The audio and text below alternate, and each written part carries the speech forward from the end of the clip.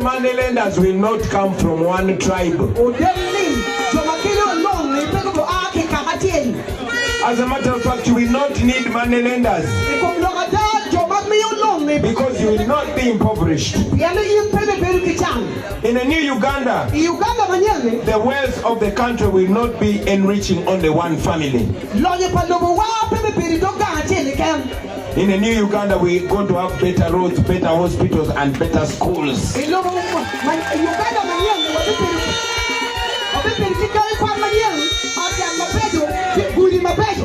I'm talking about this because I know it.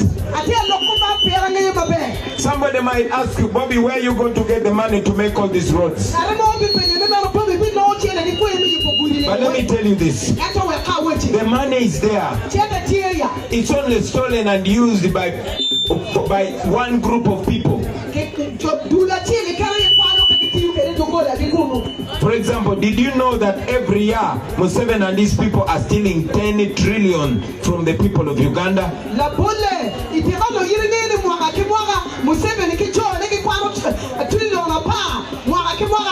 Let's make this even clearer. I did not say 10 million. Yes, tell them I did not say 10 million. I did not say 10 billion. I said 10 trillion. In 1 year. That means in 5 years they take away 50 trillion from us. Now that money is more than enough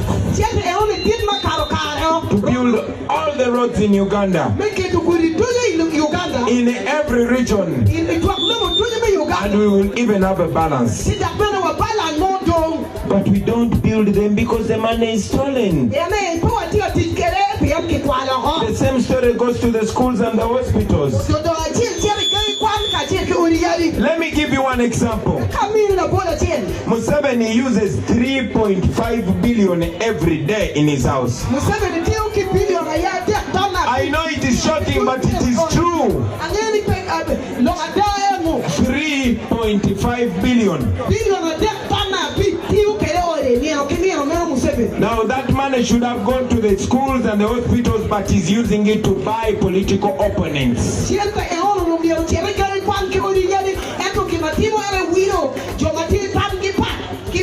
So that shows you Uganda is not poor, but we just choose bad priorities.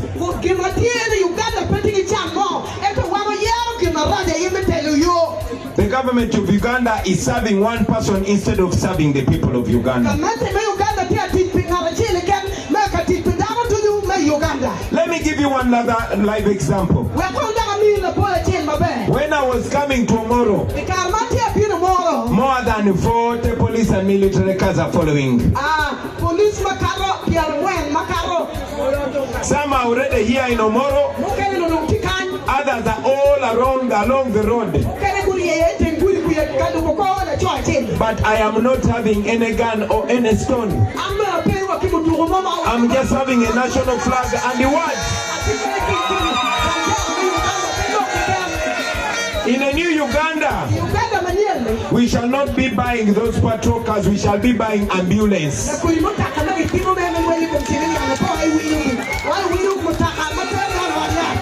In a new Uganda, we shall not be paying police and military officers to scare people. We shall be paying the teachers and the doctors. Because that is what benefits our people. In a new Uganda, a leader will not be in power for 40 years. We are going to make sure that democracy, real democracy, stands in Uganda. Now, before I conclude, I want to tell you one story. You see, a long time ago, there was a Russian dictator called Joseph Stalin.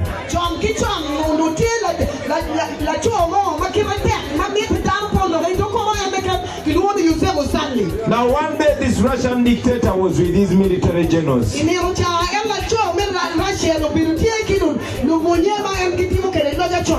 And he said, let me show you how to break down people and make them bow to you.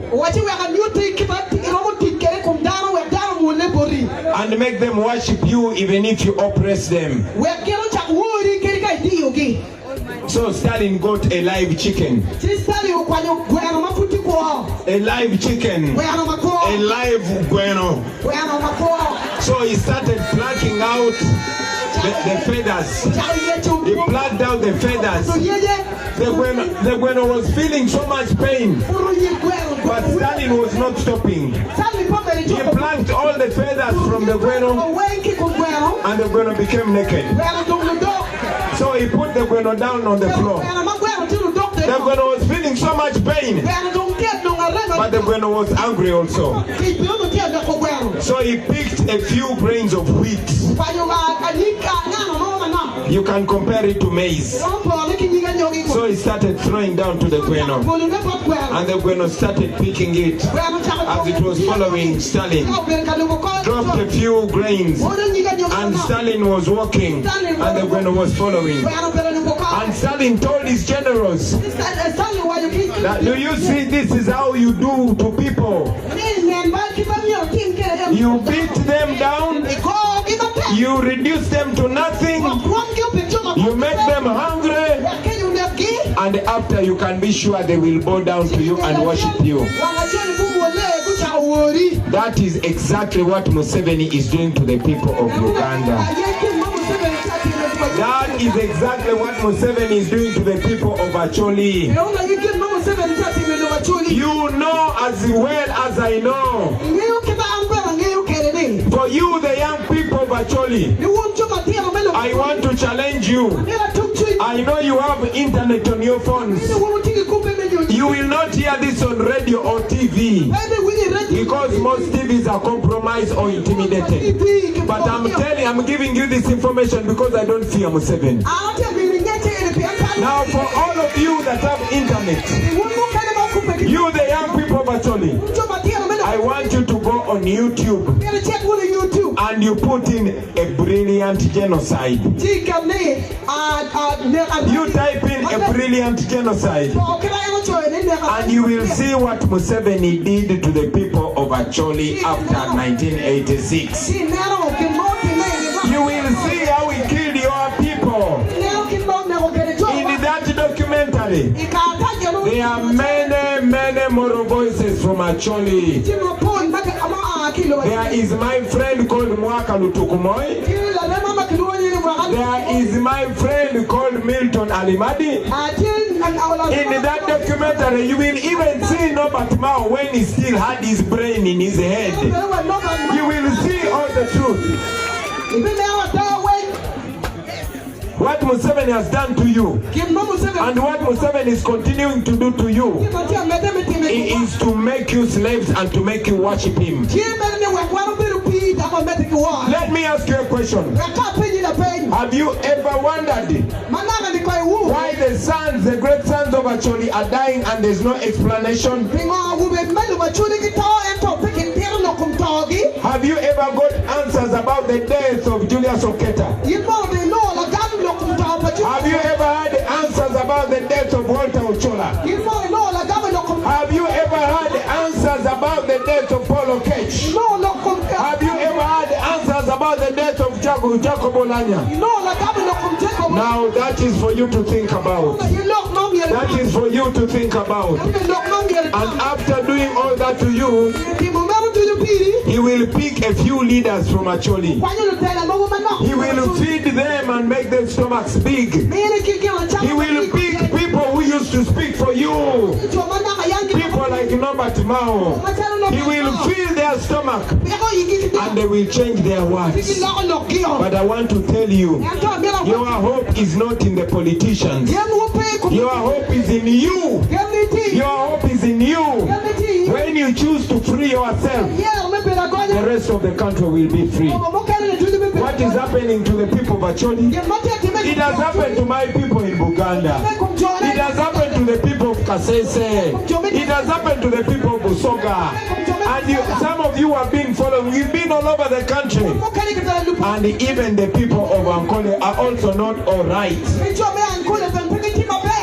So in this election, I keep telling people that when we went to court, and Museveni rigged the court as well, we told the people that now we are bringing the case to the court of public opinion, the court of the people.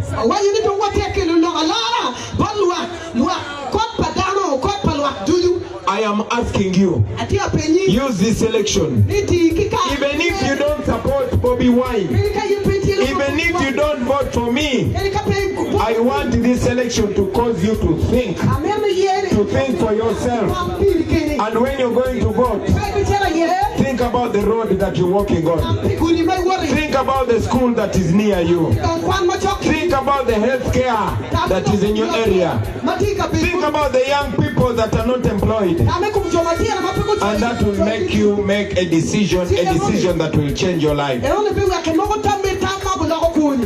Now, as I conclude, ladies and gentlemen, I will also say this, that for me, I come to stir up this young generation, to make them understand that Uganda belongs to them, and to make them understand that they also have a share on Uganda. But for us to achieve that, we must unite. We must unite. I can tell you this. For 40 years we have been divided. Divided for reasons you and I never took part in. Because Museveni knew that if we are united, it will be over for him. So he made sure there's division. The Acholis are not friends with the Banyakole. The Banyakole are not friends with the Basoga. Basoga are not friends with the Baganda. Baganda are not friends with the Langi. Langi are not friends with the Karamojong. And the problem continues. But I'm here to tell you, brothers and sisters, that our problem is the same. And the problem of Uganda is Museveni and family rule. Have you asked yourself a question? Why one man is the president, his son is the head of the military, his wife is the minister for education, his brother Saleh is controlling all the ministers and the biggest budget, and the problem continues. We must end that, and we must end it now. So in the new Uganda, all Ugandans will be equal. In the new Uganda, all Ugandans are going to be united. In the new Uganda, we are going to make sure that all healthcare centers, hospitals and health centers are facilitated and they have medicines. The money is there. It's just misappropriated. For us to achieve that, we as the National Unity Platform, we have said this for 5 years, that unity is our middle name. And we are running on a symbol of an umbrella. I'm asking you, brothers and sisters, give our team the opportunity to shape a new Uganda. I am not running alone. I have my sister Liama here. I have my sister. Where's Flavia? Come here, Ramto. I have my sister Ramto here, who also happens to be the leader of our youth in Northern Wing in the National Unity Platform. And many other leaders running on the umbrella. If you make us leaders in charge of Uganda, you will be getting servants and not bosses. When you put us in charge of Uganda, corruption is going to be history. It does not matter whether I'm related to you or not. When you touch the money of the taxpayer of Uganda, you will be in trouble.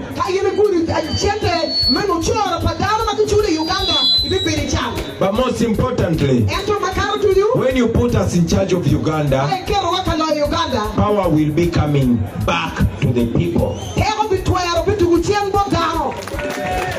The people of Uganda, for the first time, will have the opportunity to elevate one of them and make him president.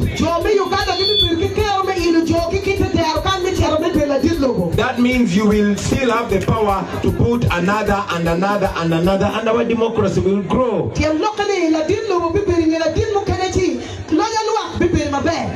I would have gone on and on and on, ladies and gentlemen. But because it's late and I don't want you to leave here late, I want to thank you, to end by thanking you for being brave and coming to listen to this message of freedom.